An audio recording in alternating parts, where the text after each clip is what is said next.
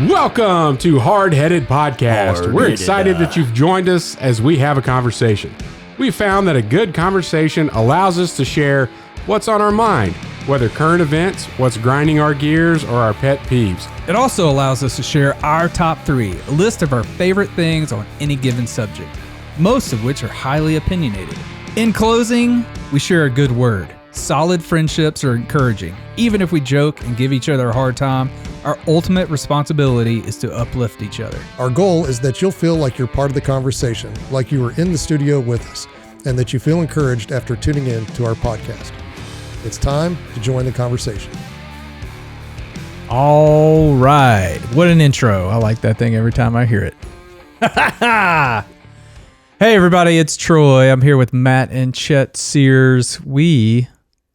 Matt Amos, he's not a Sears. It's not Matt Chet and Sears. Chet Sears. Right. That's right. Sergeant Matt Amos. See how fast he disowns me? And Pastor Sears. All right, we got a good show for you today. We're going to talk about what's on Matt's mind. We're going to go through our top 3 smoked meats. That could go anywhere. It could. And then, Chet, you're going to close us out with a good word. That's right. So, Mr. Amos, what's on your mind, sir?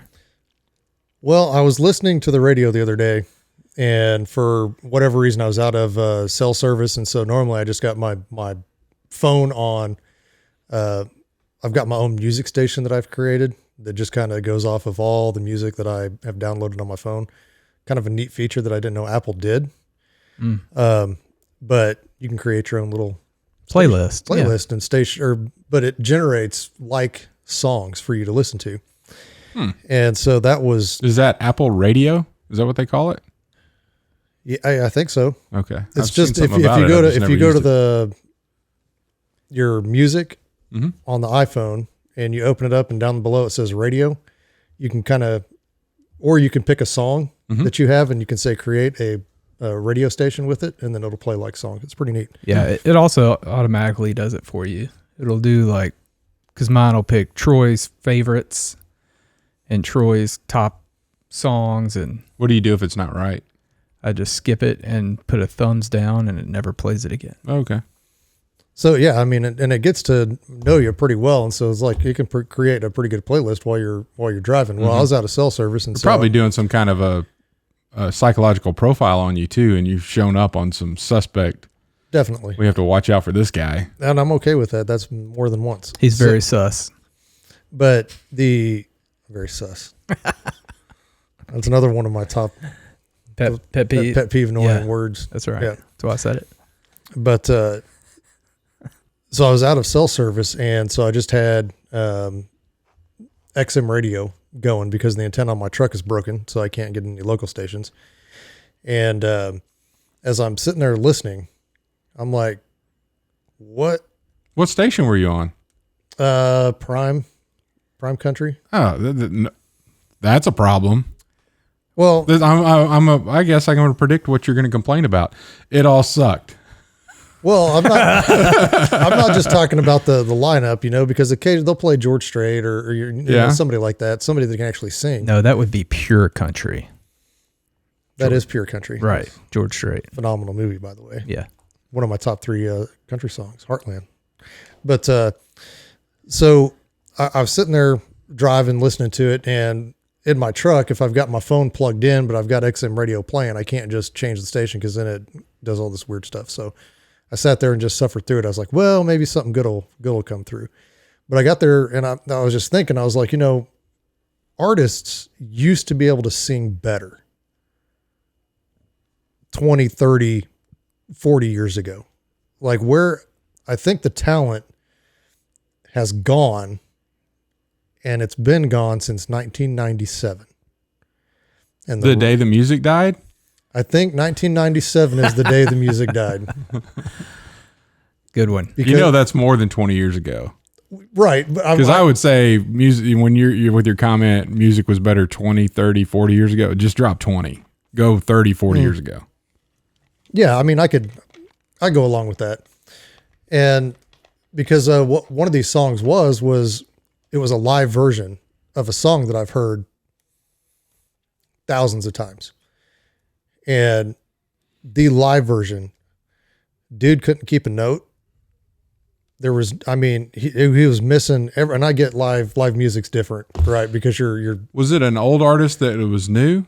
No, it's a newer, he's a newer artist within the last 20 years. Cause I read an article last week that, like people are wanting their money back, from Guns N' Roses. Cause Axl Rose can't sing anymore. Like he literally can't carry a tune in a bucket, and they're showing like videos. Oh man. And it's bad. That's people are like, well, I can't believe I paid for this. This is just play the tape. Like you should be lip syncing. It's that bad. Matter of fact, I thought I should. Was that was that Milli Vanilli back in the day that did that? Yes. Was he the one that got caught? So two of them. There's the brothers. Yeah. But yeah, they got Blame it on caught. the rain. Blame it on the rain. But either way, I was like, if I said the same thing. If I was at that concert, I'd want my money back. Yeah. I go, because this dude literally cannot sing. I was like, what? Why? And I said, why is that? Because 1997 was when autotune released. So I don't disagree with you there, but I'll add to your theory. Two reasons. Okay. You today, and in the last 15, 20 years, you can get popular without having to perform live. You do everything in studio with your auto tune, Right. all your stuff, and you put it out on the internet. So everything's edited. Everything's the best cut that you had. Everything is produced. Right. And you're not out there in a bar like at Ponchatoula's, you know. Hey, Ponchatoula. I used Learning. to sing at Ponchatoula's. That's what I'm saying. Right on. You're not out there refining I could your carry craft, a tune. building your audience, Right. Just saying.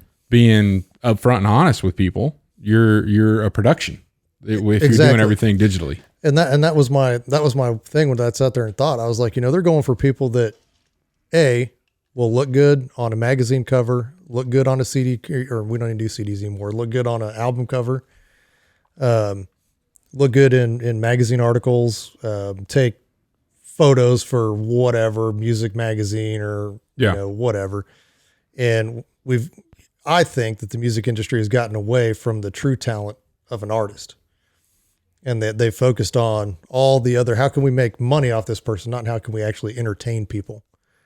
And the music, when you sing it like that, the music can't mean to you what it meant to those people 30, 40 years ago that wrote those songs, and performed them. Because now there's a lot of people that are taking those songs, re-releasing them, putting their own little spin on it, using auto-tune to do it all, And so just, I don't know, at that drive home, I kept thinking about that. And I was like, we've kind of lost it. And I know there are some legitimate artists out there that are still performing, can sing. Matter of fact, Tessie Lou Williams is one of them. She can actually sing, and she can perform and does a good job at it, And so I think it's people like that should be getting the, and then like you made a comment when I brought this up, and you were playing devil's advocate or just being a turd. I'm good at that. And I mean, can you believe that his favorite musician is Bad Bunny? That's disgusting. I don't even know who that is. But I didn't either. He does too. He's got it on. He's got it on his playlist. I was with Stone and some of his friends, and Matt's like, "Oh, music," and I'm like, "Hey guys, like, who's like really bad but's popular on singing?" And they're like, "Bad Bunny." And I said, "Bad Buddy?" And they're like, "No, Bunny." I'm like, you're gonna have to spell that. Hippity hoppity. Yeah, I don't know. I've never heard of it. They don't come on the music I listen to. Right. So you should be on with Sirius. It's 80s on 8. I've tried that. I'm not a big fan of that one either. It's better than what you were listening to. Oh, I mean, I'm sure it was. And you've got the what is it? Classic Country. That station's pretty good. Willie's Roadhouse. That one's good too. Yeah. But it was just, I was like, get me out of here, because I can't stand listening to these people. Two summer vacations in a row that we were doing road trips. They had like Sirius was free. for 2 weeks. Yeah. Yeah. So I was like, oh, sweet. The only 2 weeks I'm in a car this much, I don't have to pay for Sirius XM. Nice. Well, after that, I actually got upset that I was even paying for this radio. Yeah. And so I called them. I said, hey, I want to cancel, because they don't let you cancel online. Right. You have to call. talk to somebody. And so I called, and they're like, well, we can do, we'll drop it to $7 a month. I was like, yeah, for $7, I'll do it for $7. They're going to do that for like 3 months and then it'll go back. I got and it then you'll call again. I got it for a year. Yeah. Yeah. So just word of advice out there, call Sirius XM and renegotiate your little contract there. Yeah. Threaten to cancel, they'll lower it for you. Yeah. But so like today, what, Chris Stapleton? he can sing. Yeah. I mean, there's some people out there that can sing today. Yeah. And I'm saying it's most artists, Yeah. that really can't. I'm Or maybe they could at one point and then they just lost it because they're like, oh, I got autotune to fix it. And then there's a few diamonds in the rough amongst all of the people making music out there. My big thing is, like if I'm listening to country music today and, I know everybody doesn't agree with it, but if you have a machine playing the drums, I'm out. Yeah. I'm with Like you. if it's a machined beat, that's not why I'm tuning into country music channel. Well, even like not to listen to that. Even like rock music, when they try to use the symphony, but they're playing it on a keyboard, man, I'm out. Unless you're in the late 70s when the synthesizer was new. Yeah, people still using it. Yeah. Like, but what I went to Troy in the basement on a little synthesizer. I went to a Big old Skillet. Axel F. I went to see Skillet like 12 years ago. Yeah. And they have, violins and stuff in their music. Well, they had 2 violinists on stage playing those parts. Oh yeah. And That's like cool. rocking out. And that was pretty awesome. So Yeah. I'm all for real live music, not With real instruments, not Right, the drum yeah. kit. not keyboard stuff. Yeah. But I mean, with certain like rap music or whatever, I understand. But like country, like really, like you can't find a drummer in Nashville anywhere. They all have the same beat. It's that 2-step or 3-step beat. Yep. Every song, which is fine, but it's easy to play on the drums. But speaking of live music, I took my daughter a couple weeks ago to a performance called Xin Yun, and it's China Before Communism. And they had with this troupe of dancers that are professionally trained, an orchestra where they blended traditional Western symphony or orchestra instruments with Chinese instruments. And That's cool. that fusion was incredible. And it was a 2-hour show with a 15-minute break. So a total of 2 hours and 15 minutes. But that orchestra played for a solid hour and then another solid hour. Not one time did they miss a note. The dancers were on point timing wise with them the entire way. It was extremely impressive. That's because they had people right off stage with guns going to shoot you if you messed up. That's actually why they're there, is they're against that. It's before communism. Oh, okay. Before. Yeah, because they actually can't perform that show in China. Yeah. It's been banned. But it was really cool. There's a pun there. What? The orchestra has been banned. Yeah, that's a good one. Yeah, I saw. Save that one for another episode for dad jokes, because that was pretty bad. I did a video at a concert there with the orchestra and Caroline Campbell. She's a professional violinist. Yeah, seen that. Yeah, she's incredible. That was a good show. There was no No auto-tune. no auto tune or violin. no. She wasn't playing the keyboard, man. She was ripping that violin. It was amazing. Well, and they had in addition to that, they had one guy that came out, and he was a bassist and sang basically like a kind of an opera. A bass vocalist? Yeah. Okay. And I thought he came out with a bass. Not a bass guitar. not a bass guitarist, a bassist, right? I think that's what they call him. But I don't know. I'm not a professional music namer. orchestra goer, but I do enjoy him. But he got up there and sang in Chinese, and incredible. I mean, and this dude didn't miss a note. And for as short as he was, he had a super deep voice. It was pretty awesome to watch. Country music could take a note out of that book, because I want to say that song was, I want to say it was Jason Aldean that was just terrible, that I heard live. And I've seen him live a couple of times, but the music's so loud that you can hardly hear his music anyway. Yeah. Flyover States is, I think is what he was singing, but kind of disappointing that I wouldn't go. Well, there's a lot. They're good entertainers. I mean, but you're talking from a singing perspective. They're probably heavier on the entertaining than they are on the vocal. I think it's gone that way. I mean, Toby Keith was, I think, one of the first that went with a huge show like that, but it'd be Garth Brooks, I guess, but Garth Brooks can sing. Yeah. So he can back it up, but he puts on an incredible show, running back and forth and up and down, and can still swing while he's, sing while he's swinging on ropes and out of breath. Did you see the Garth Quake? Mm-hmm. I did not. Hear about that? Yeah. Oh, what's that? So he's going on a stadium tour right now. Right. So I knew that. Yeah. Coming through Baton Rouge. Yeah. So he set up, he invited the students of LSU out to a sound check on the Friday night. And then on Saturday, it was at the beginning of May, just a few weeks ago. Yeah. On the concert night. So this is in Tiger Stadium. Yeah. Which seats for football 111, 108, sure, 112,000. I don't know. Over 100,000 people just in the stadium.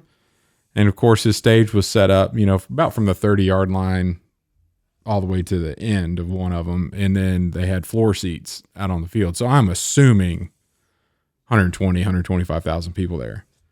Well, when they played Callin' Baton Rouge, it measured on the Richter scale. Oh, nice. Which goes back to a game, I can't remember. I think they were playing Florida, like in the 90s, 80s. I can't remember all the history here, but they had a football game where they scored a touchdown to win the game, and then the Richter scale geology department saw the tremors. Well, same thing happened when they started singing Callin' Baton Rouge. Wow. That's pretty fun. Yeah, speaking of Garth Brooks, I was on Shuffle, and a band called All That Remains. I've heard of it. Song came on. They're like a metal band. Song came on. Thunder Rolls. They were remaking Garth Brooks. Oh yeah, terrible. I had to change it. Well, I'll tell you something terrible. And we'll have to do it off the. Stop remaking songs. Just come up with your own stuff. Callin' Baton Rouge is a remade song. Yeah, I actually knew that. Yeah, I don't remember who did the first one. Do you know? Did you know that? Oh, I knew it was a remake, but I don't know. Yeah, well, there's a guy that did good, a bluegrass guy. I can't remember his name. And you're like, oh, I could see how that bluegrass. He took that and kind of made it into modern country. No, the bluegrass people remade it. It was originally released by the Oak Ridge Boys. Oak Ridge Boys. It is horrible. Like it is bad. So bad. So it was a good remake, you're saying? Yeah. So sometimes remakes are like, oh, you had a good idea here, but we're going to... Well, I mean, that's kind of like we're going to tweak it. Sound of Silence by, who did that, Disturbed? Yeah. That remake was excellent. Honestly, I mean, I will say there are some good remakes in the music industry, but in the film and TV industry, can we just come up with some new ideas, please? Yeah, good grief. Like quit doing sequels. Yeah. Let's just be done. No more. Anyway, I'm with it. That's a whole other podcast. But anyway, I mean, I didn't have much. That was just my complaint as I was driving back and said, this guy sucks. You need to get your antenna fixed. I do need to get my antenna fixed. That'll fix the problem I right have there. An idea. I don't know if I've talked to you guys about this before, but I have an idea for Sirius XM. Copyright Hardheaded podcast. They can't run with this. I've talked to my attorneys already. Oh, okay, good. Really don't know. I do. Yeah. They need a station. It's satellite, right? They need one station called States. Yeah. And then whatever state you're in, it only plays music from that mentions that state or a city in that state or maybe a region of that country. Rhode Island's got 2 songs on repeat. Yeah, I mean, heck, Kansas doesn't have that much, but if you think about... David Crowder starts out a song saying, come on, Wichita. Yeah, but I mean, there's Seven Nation Army. Yeah, There's Seven Nation Army. The Avett Wichita, Brothers have a song called Salina. Salina. Yeah. So I mean, The song that I listened to that upset me and caused me to have what's on my mind has Kansas in it Oh, because it's a flyover state, which is the name of the song. Oh, okay. That's where it all started. But anyway, I think that'd be great. Like as soon as you're on satellite. So as soon as you cross the state line, like boom. you should do a Kansas songs playlist for our listeners on Spotify. You just named 4 of them. That's right there. all of them. I can't think of another one. All right, those 4. Well, we could do Wayward Son. Because it's by Kansas? Yeah. The band named Kansas? Yeah, it has Kansas in it. Well, By Kansas. That's in it. It's by in it. Kansas. I don't know. Nah, there's just not much. No offense, Kansas, but coming from a culturally rich state of Louisiana that has its own food, cuisine, its own type of music, Zydeco. It's got a lot of culture and a lot of people sing about it. And we're here in Kansas. It's not much. Not much at all. There needs to be more because Kansas is a great place. I think you should be writing music about Kansas, Matt. Yeah, if I had any way that I knew to write song, because I can write and I can rhyme, but I don't know how to put that to music. So Rhyme with orange. I forget how Eminem did it.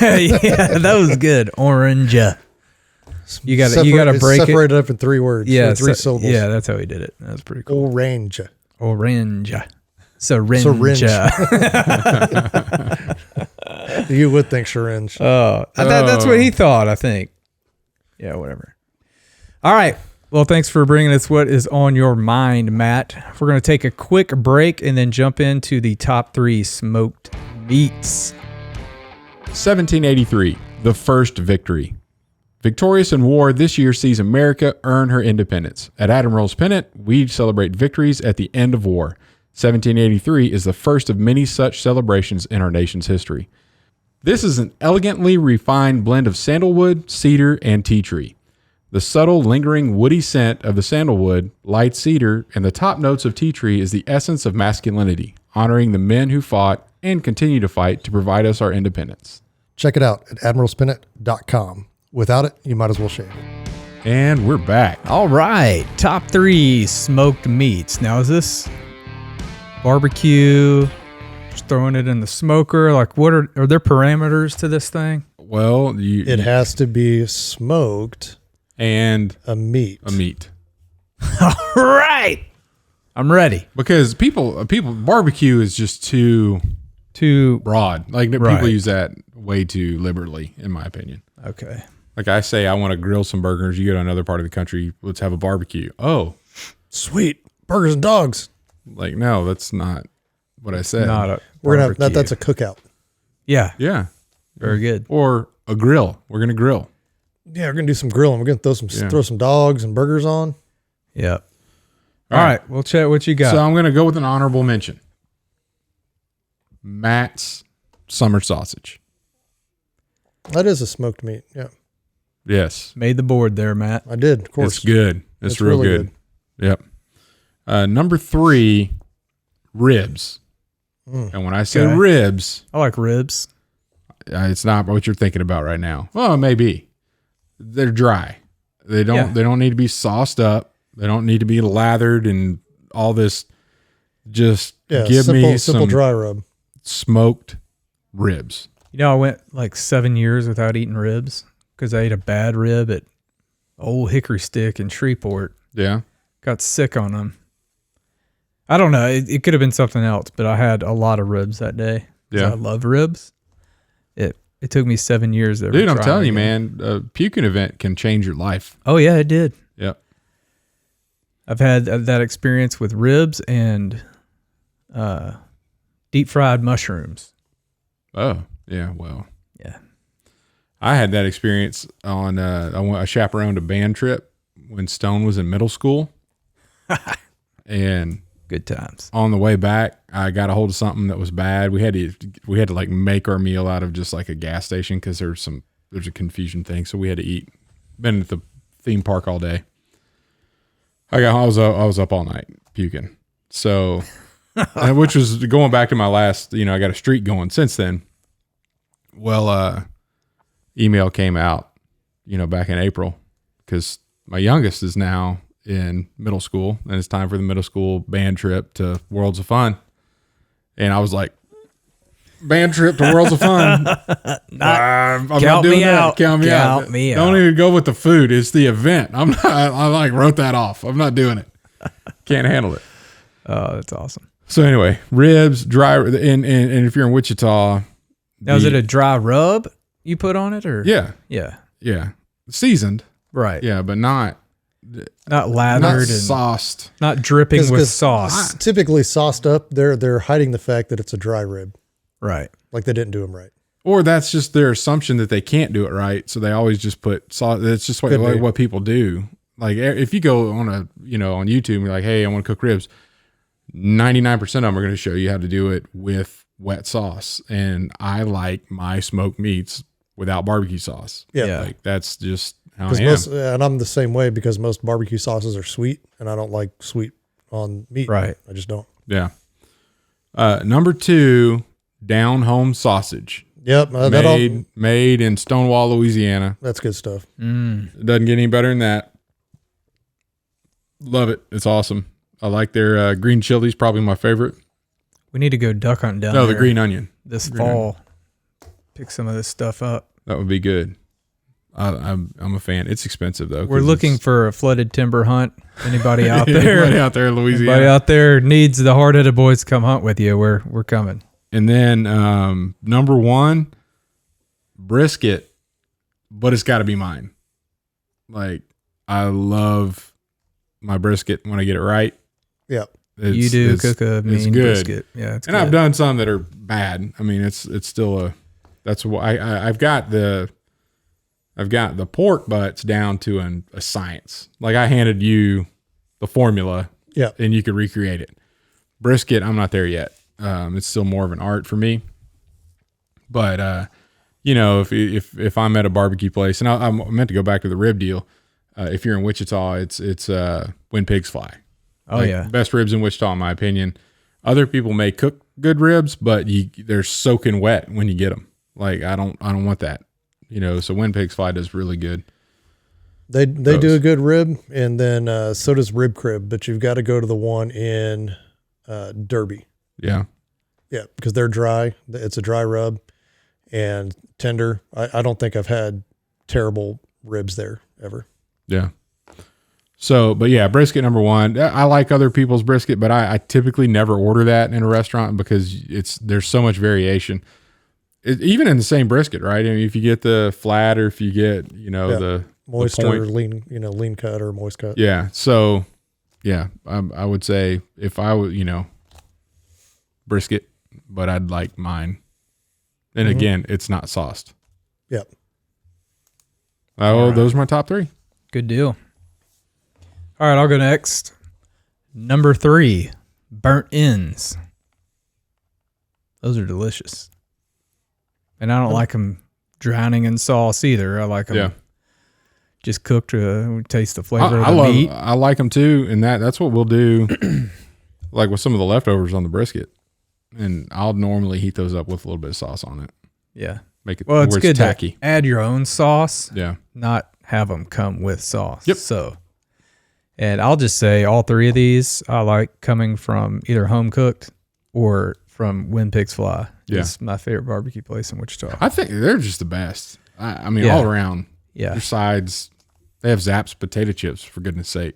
Like they make good decisions even on stuff they don't cook. That's right. Yeah, they're actually the ones that converted me back because I took a long hiatus from baked beans, and they're the ones that brought me back on their baked beans. Yeah. Their baked beans aren't just one bean. It's a variety of beans. Yeah. Yeah. It's pretty good. Best in Wichita. Nowhere near as good as Barbecue City from Ruston, Louisiana. Those beans would change your life. Yeah. I mean, their barbecue is great. I took a buddy of mine, Terry. We were driving through on our way to Georgia for some reason. And he's like, "Oh, we're going to get something to eat." I'm like, "Well, we're going to stop in Ruston, and get barbecue." He's like, "Well, we can't. We got to get something we could eat on the road. We're not stopping and going to eat." I'm like, "That's fine. They have a drive-through. We'll be all right." So we get some whatever. I don't know what we're eating, but something we could eat while we're driving. And cruising on down the road, I don't know, we're 20, 30 minutes in, and he's like, my gosh, those are the best beans I ever had in my life. I'm like, man, you hadn't been eating for like 20 minutes. You've been done. He's like, I just been thinking about them beans the whole time. He's like, those are the best beans I've ever had. And sure enough, when we were coming back through, like at the end of the week, he like, stopped let's go. and he bought like a couple of quarts. Yeah. He's like, give me 3 of those. Like, I need to take some of these beans back. They're awesome. That's awesome. Anyway, where was that again for our listeners? Well, it's called Hot Rods now in Ruston, Louisiana. Back then it was called Barbecue City, which we referred to it as the city. And you can get a 2-meat plate for $6.20 back when I was in college. Not anymore. Probably 13, 14. Yeah, 15, 20. But the cool thing about that was, we've had to have talked about this before. I'm sure we have. The dude, Big Marcus, they had, you go up and order your food. Like, this is my meat. With the toe, he give you the extra toast. Yeah. He'd pull it out and like cut it in front of you and then hand you the plate, and you got to serve your own beans and potato salad. They had coleslaw, but I never got it. So as a college student, you have a spoon and a big pot of beans and potato salad, and then you're like, okay, I'm going to test the structural integrity of this styrofoam 3-slot plate. Yeah. So yeah, you can get that's the only meal you needed that day. Yeah, nice.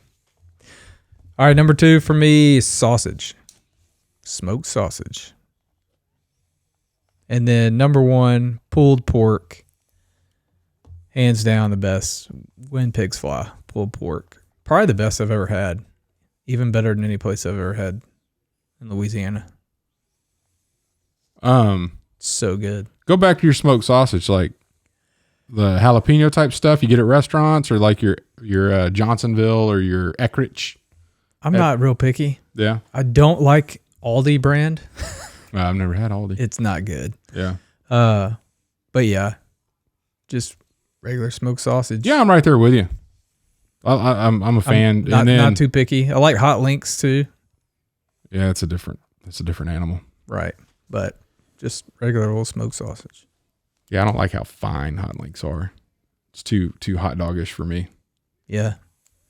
They're usually a bit more spicy depending on. Yeah. I like hot links. Yeah. All right, what you got, Matt? All right, number 3, hot links. Nice. The spicier, the better. I really like those, and I could go either way. Like the pink ones, like the big round pink hot links. Yeah, they kind of look like a cut of andouille sausage on your plate. Andouille sausage is rough. When they slice it though, the way they slice it. Oh, okay. So you kind of get those elongated. Right, they slice it ovals at a 45-degree angle. Yeah. Yeah. So I like those. And you're right. It is kind of a hot doggish texture, but if they smoke it right and the flavor's right. Did you know about hot links before you moved up here? Yeah. I didn't. Like I didn't. Well, didn't they used to serve them at? They had a hot links option at Hickory Stick. I didn't go to Hickory Stick. We always went to Hickory Stick. You grew up there. I just moved there after college. Right there off Uri Drive, Southfield and Uri. Yeah. Yep. I'm not adventurous when I order barbecue. I typically get the same stuff because I know what I like. Yeah. But anyway, up here it was like hot links everywhere, and sausage wasn't. Like it's hard to find smoked sausage at a barbecue joint in Wichita. Yeah. And if you do, it's going to be that German something with jalapenos in it or whatever. It's never just plain regular smoked sausage. Yeah. But what hit me right out of the gate was how fine it was, like a hot dog, and I'm like, well, this needs to be on a bun, or it shouldn't be just by itself. I would contend that most of the hot links that I get are like the consistency of down home. No, I've never seen it. The casing is thicker. Yeah. On a hot link? Mm-hmm. Yeah. Yeah. Yeah. Well, because down home's natural. Yeah. But it's natural casing. It's I would swap it out if you had, if I had the ability to get down home. Oh, yeah. That would be right there and take this spot. But, I'm with that's not reasonable. I'm not shunning you for hot links. Number 2, pulled pork. And I'm kind of like Chet. Now that I've got his layout of how he does it, I've got my own way that I do it. I really don't like anybody, or I don't like a store-bought pulled pork anymore. I'd rather put the time in, do it myself, and season it all up. I do need some more Cattleman's tri-tip seasoning, by the way. I'm completely When you out. mean store-bought, you mean like... At a restaurant. At a restaurant. Oh, okay.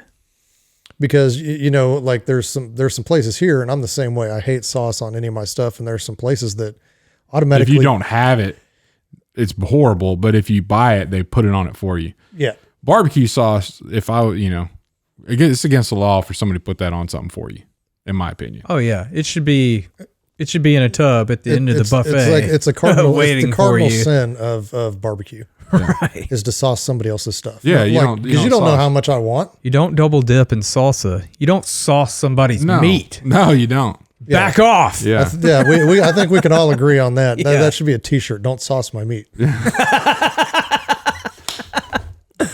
Yes. Or an I like episode it. title. Yeah, there you go. Don't sauce my meat. Don't sauce my meat. Just sauce on my meat. But I mean, I can go through now and make that pulled pork, and it's just, I mean, fall off the bone so tender. It's incredible. And then the bark, even on the even on a Traeger, smoker, because I always had issues getting a really nice bark like you do with a standard stick burner. But I've learned to overcome that a little bit. Yeah. And how to modify even what your recipe was to get that bark even better. Yeah.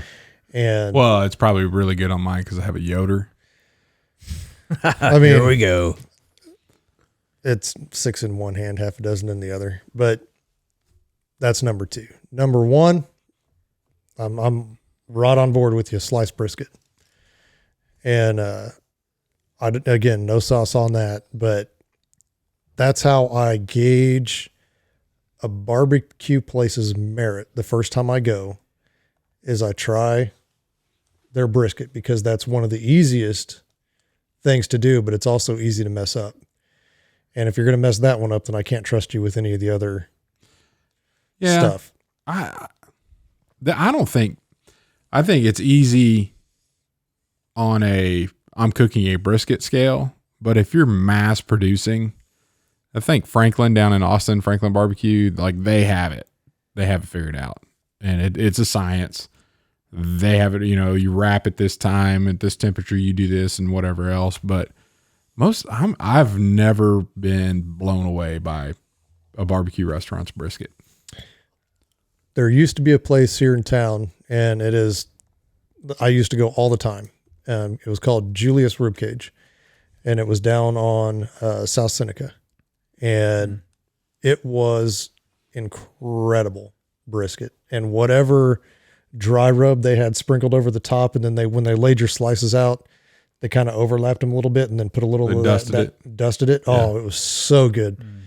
And then I went one time and it was not good at all. Like the cut of meat was just terrible. I was like, well, maybe they, whatever. I mean, it's always been good. I'll forgive him this one time. I went again, same thing, It's gone. and just nosedive. And then they closed. Change ownership or something? They probably did. I think they Yeah. sold because they were getting so popular. But no, I think it's still there. Yeah. But I haven't been back. But they used to have the best brisket. But that's how I do it. It's kind of like when I go to a Mexican food joint for the first time, I'll do the carne asada, because if they mess that up, they're not going to do anything else right. So, yeah, that's what I do at a Cajun restaurant is I order a po' boy. po' boy. Yeah. That's yeah. how I knew red beans here was fake.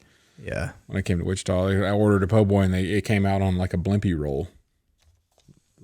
Oh. What is this? What is this? Can I have my money bread back matters. now? What about the po' boy from Po' Boys? That's a sandwich. It's not a po' boy. Yeah. That's just like a sub sandwich. But you liked it. It was a good sandwich, but hey, it's not a po' boy.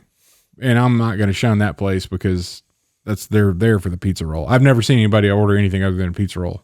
Yeah, you made that mistake when you went in there and ordered a po' boy from Po' Boy's Pizza. That's funny. Good time. That rounds out my top 3. Brisket. And I do like my own as well, but Yeah. I typically just buy the flat and do the flat. I don't do a whole one. That's my favorite is the point, man. Flat. I give everybody else the flat. That's shoot, we can, You cook a whole one, I'll take the flat. You buy it, I'll cook it. Because good grief. Yeah, I don't want to do beef is that. expensive right now. Yeah. Jeez Louise. So I went to a golf tournament the other Monday night, and afterwards they had a barbecue buffet, and one of the ladies it was a Trinity Classic where my kids go to school, and it was a fundraiser for them. Well, she cooks for all the fundraisers that school puts on. Yeah. And man, it was incredible. They had brisket, pulled pork, then she had like a it wasn't mashed potatoes, it was like hash brown potato casserole deal. Mm-hmm. Yeah. Then she had like chocolate pie, peanut butter pie, apple pie. But I was so hungry after playing golf all day. I piled my plate up. I mean, I think everybody was. Yeah. And I woke up 3 times last night with the meat sweats and just had high blood pressure going to sleep. That was it was worth it. Chinese restaurant syndrome. Mm-hmm. That was They had a bunch all of the MSG up in there. that was home cooked Yeah. buffet, barbecue buffet syndrome was what that was. So how'd you shoot at the golf deal? We shot a 60. That's shady. How many mulligans and We par is your used- best friend and all this stuff? We used 2 mulligans Yeah. worked out for us. We as a team we had 5, Yeah. but we came in 13th place. Yeah, I'm not a big fan of those. I mean, first place was 2 teams tied for first at 53, Yeah. and then there was a 55, and then a 56. A couple people had 58. 3 teams had 59, Yeah. and then we came in right around 13th. They use any of your balls? Yeah, we used a couple of mine, Yeah. a couple of Josh's, a couple of Kyle's, a couple of Mark's. Yeah. I had we played in the Wichita Children's Home fundraiser, one of my old jobs every year, and they had a deal. Woody Austin, the local PGA tournament guy, Yeah.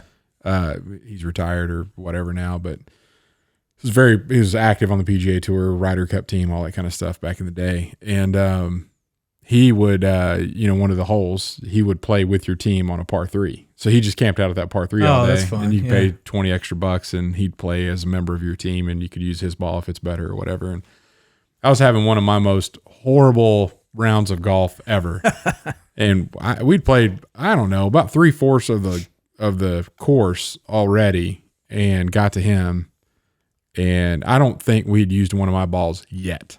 Like it was That bad. bad, It was that huh? bad. Yeah. And we get up there, and Woody's with us, and we all get tee off ahead of him.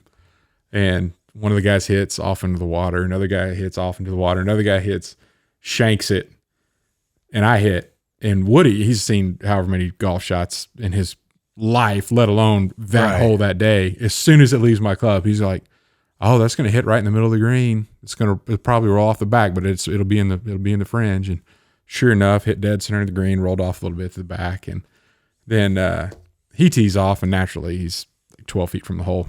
Yeah. We get up there, they putt, miss, putt, miss, putt, miss. I get up there and putt, make it, and then we're good. We're in for a birdie from where Woody was. Right? Yeah, Woody's he's 12 foot. Yeah. And then as we're walking away, and he's getting in the golf cart, riding back up to tee off for the next group, I was like, "Guys, I'm the worst golfer out of the 4 of us, and we all know it, but Woody Austin thinks I'm the best."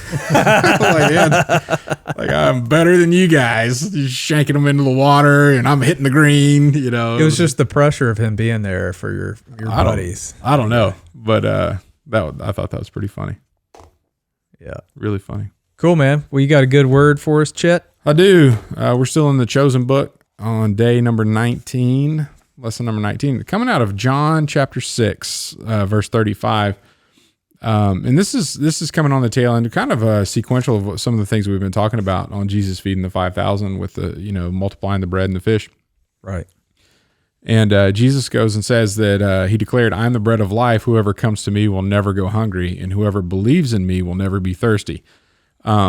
What was happening out of the compassion that he had, people being around and hungry, he fed them, and that attracted more people to show up because we knew that all those people were there in the first place, the big crowd, because of what he was saying, and then now they're actually physically benefiting from it by getting fed. Mm-hmm. So could you imagine how many more people showed up? Like, I don't know about that whole prophet guy or what all's going on there, but I can get a free meal out of this. I can get some barbecue after the tournament. I want to go play in that tournament. You know, that barbecue's Right. free. Yeah, I'll be there for that. So people started showing up, and then he actually tried, you know, went across the lake, got in a boat, went across. People showed up over there. And what this is talking about is what he's saying is like, look, don't show up for what I could feed you. Like, I am what you should be here for. I'm the bread of life. Don't think that what I'm capable of performing that could benefit you for food is why you should be coming to see me.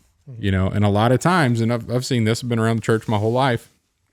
A lot of people will show up because people are compassionate, because people are loving, they care. And then after a little while, they just get tired and go on. Because, you know, one interpretation would be because they were showing up because things were good for them. They were easy for them for a short time, or the people they were around were very giving. But ultimately, the why we are like that is because of Jesus himself, and not because of what miracles or what support or what, you know, financial or prayer support that you can get, or just an emotional support, a shoulder to cry on, or somebody to help. That's not why the whole purpose of the church. The whole purpose of the church is to lead people to Jesus and have them fully surrender to him. Right. And that's what he's saying in this case is, look, you may have showed up for bread, but let me tell you, I'm the bread of life. Like, so don't come around for me providing for your needs. Just understand that you can participate in me as the bread of life and never hunger again. Like, it's not just show up and I can feed you for a day, but if you follow me, I could be the bread of life for you. Yeah, that's good. It's also kind of like in our day and time after Jesus, you know, resurrection, a lot of people come to Christianity or whatever wanting to go to heaven. Yeah. Right. I want to go to heaven. You know, I don't want to go to hell. If there's heaven and hell, then I definitely want to go to heaven. Right. But really, heaven is being with Jesus. So I don't know. Sometimes when people figure that out, like, oh, well, it's just being with Jesus, and Yeah. well, I want to go to heaven. I don't really. I just don't want to go to hell. Yeah. Right. I Yeah. don't want to go to hell. But yeah, sure, if Jesus is there, cool. But like, no, the ultimate prize is Jesus. It just happens to be in heaven because that's what he created. And Yeah. yeah. So interesting. Good deal.